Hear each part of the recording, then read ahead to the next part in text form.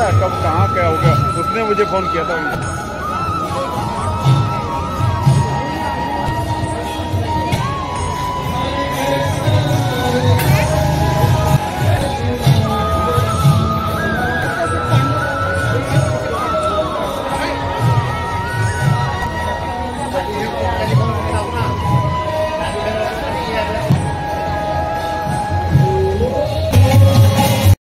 के अंदर मैं हूं इस समय आइस्कॉन टेम्पल सेक्टर देवरा के अंदर। आज भगवान की आज पूजा की जा रही है। आज नरसिंह के बारे में हम भक्तजनों से जानेंगे कि यहाँ पर आकर उनको कैसा लगा। किसी को भी बारे में मालूम है नरसिंह चतुर्दशी है, आज बहुत ज़्यादा बड़ा भव्य आयोजन किया गया है। आज हम कुछ बच्चों से, कुछ बुज़ुर्गों से, कुछ पुरुषों से जानेंगे कि यहाँ पर आकर उनको कैसा महसूस होता है। पिछली बार भी आपने शायद वीडियो में देखा होगा, एक छोटा सा बच्चा जो बार भारतीय स्कूल में पढ़ता है, ऐसे माता पिता जो संस्कार दे रहे हैं उनसे भी पूछते हैं, जो उसने अच्छा बढ़िया सा श्लोक सुनाया था। नमस्कार बेटा, शायद हम पहले भी आपसे मिल चुके हैं। हाँ। आप कौन स्कूल में पढ़ते हैं? बाल भारती पब्लिक स्कूल, सेक्टर 12 में। आप एक बार जो आपने श्लोक सुनाया था उसके बारे में एक बार दोबारा बताइए। दृष्टवा तु पांडवानीकम व्यूढ़म दुर्योधन सदा आचार्य मुपसंगम्य राजा वचनम अब्रवीत। ये सब कहाँ से सीखते हो आप? कौन सिखाता है? भागवतम की एक टीचर है, वो सिखाती है। यहाँ पे इस्कॉन से कब से आ रही हो? इस्कॉन में हो गए आई थिंक 6-7 साल। 6-7 साल हो गए हैं आपको। आज कौन सा दिन है? नरसिंह चतुर्दशी।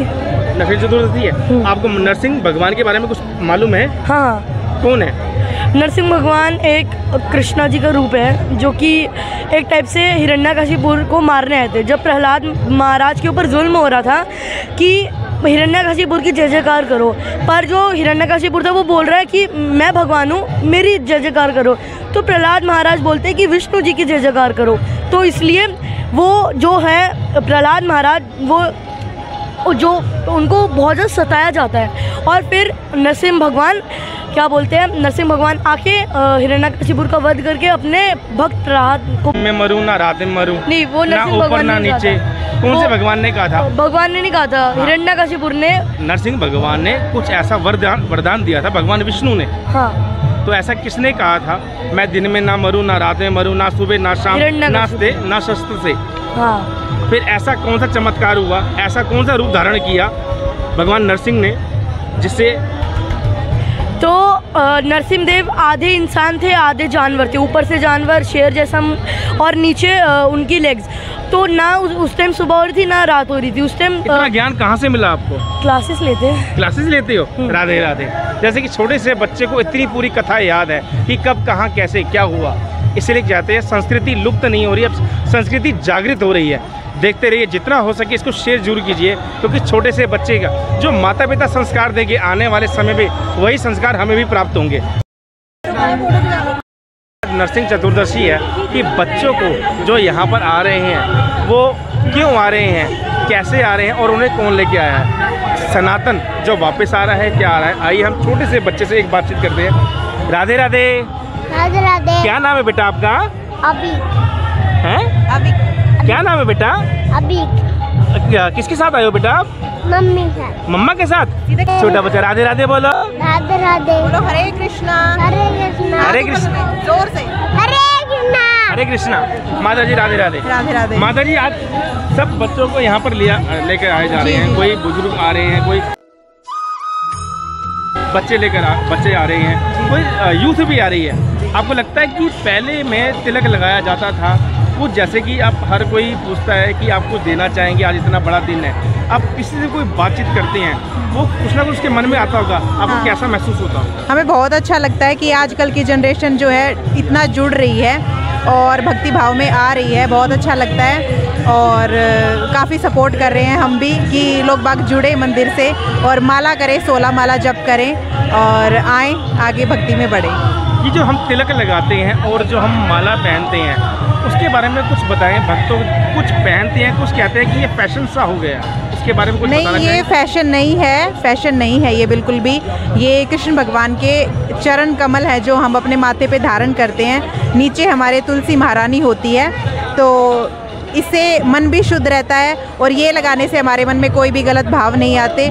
16 माला जप करना हमारे लिए बहुत ज़रूरी है। जैसे कपड़े धो के पहनना ज़रूरी है, उसी तरह मन की शुद्धि के लिए हमें तिलक लगाना बहुत ज़रूरी है और माला करना बहुत ज़रूरी माता जी आप ये बताएं सबसे पहले की संस्कृति में और अब की संस्कृति में कुछ बदलाव लगा आपको? हाँ, बहुत बदलाव लगा मुझे। 1 साल हो गया कम से कम इस्कॉन से जुड़े हुए और मेरे को काफ़ी चेंज लग रहा है। बहुत मतलब पहले से 1 साल में ही मैंने बहुत चेंजमेंट देखा है। बहुत लोग जुड़ रहे हैं, युवा बहुत आगे आ रहे हैं, बहुत आगे आ रहा है। राधे राधे। जैसे कि माता जी ने बताया तिलक का और माला का सिर्फ ये बहुत ज़रूरी हमारी मन की शुद्धि के लिए है। जय श्री कृष्ण, राधे राधे। आइए हम आपको दिखाते रहते हैं और भगवान श्री कृष्ण के और भक्तों के हम आपको दर्शन कराते हैं। देखते रहिए न्यूज़ हेडलाइंस, आपकी आवाज़ AK शर्मा।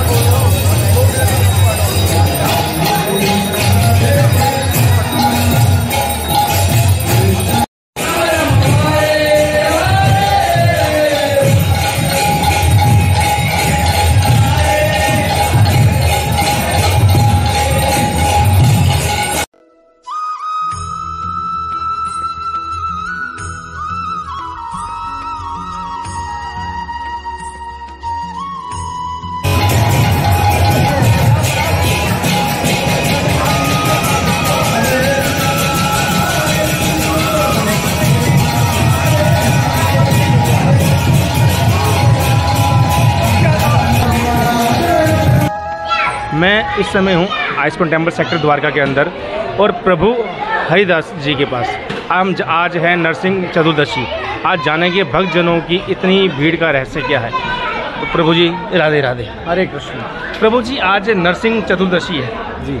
काफ़ी भक्तजनों को पता है और काफ़ी भक्तजनों से, यूथ से, बुजुर्गों से, हर किसी से, माताओं से, बहनों से, सबसे जाना।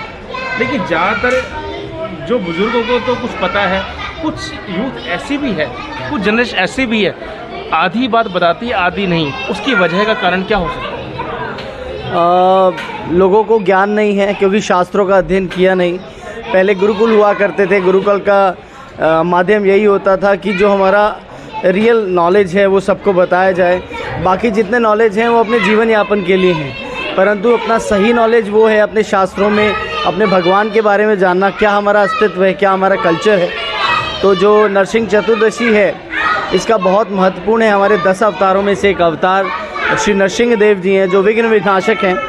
तो बताया जाता है कयादु जो हैं उनके गर्भ से जन्म लिया एक बच्चे ने। उससे पहले क्योंकि वो हिरण्यकश्यप की पत्नी थी, उनको जो है अपहरण कर लिया गया देवताओं द्वारा। और नारद मुनि ने देखा कि वो गर्भवती हैं तो उनको अपने आश्रम में ले आए और वहाँ पर उनको भागवतम सुनाई। उनके भागवतम सुनने की वजह से जब प्रहलाद महाराज गर्भ में थे माता के, तो गर्भ में ही उन्होंने श्रीमद् भागवतम का अध्ययन किया। मगर जब उनका जन्म हुआ तो एक राक्षस कुल में हुआ। उनके पिता ने उनको राक्षस योनि के जो गुरुकुल है वहाँ भेजा गया। वहाँ पर जब उनको भेजा गया तो उनको अध्ययन कराया जाता था कि हिरण्यकश्यप ही सब कुछ है, राक्षस ही सब कुछ है। तो जब उनके पिता उनसे पूछते थे बेटा इस संसार में सबसे महान कौन, तो वो बोलते थे विष्णु, क्योंकि उनने गर्भ में, अपनी माता के गर्भ में श्री नारद मुनि के मुख से भागवतम को श्रवण किया था। और उनका जन्म हुआ तो एक भक्त रूप में जन्म हुआ और उन पे उनके पिता ने बहुत प्रताड़ना की।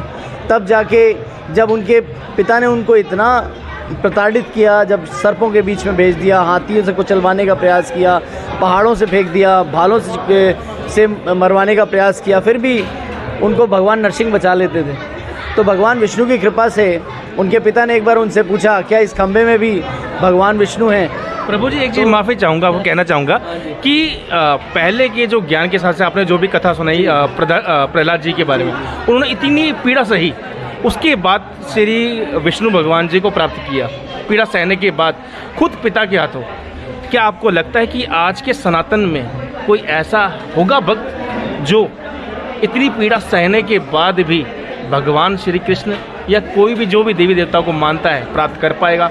घोर कलयुग के अंदर जो आज के समय भी जो फिल्मी गानों से अपने समय से छुट्टी ही नहीं मिलती उसको, हर कोई अपने आप को खाली होने के बाद भी कहेगा मैं बहुत ज़्यादा बिजी हूँ, मैं मंदिर नहीं जा सकता, मैं माता पिता के साथ बैठ नहीं सकता।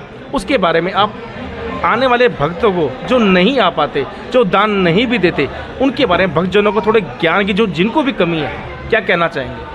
देखिए प्रहलाद महाराज की अगर पीड़ा की बात करें तो प्रहलाद महाराज जब भगवान विष्णु का स्मरण किया करते थे तो जो भी विपदा उन पे आती थी, प्रहलाद महाराज की विपदा भगवान स्वयं अपने ऊपर ले लेते थे।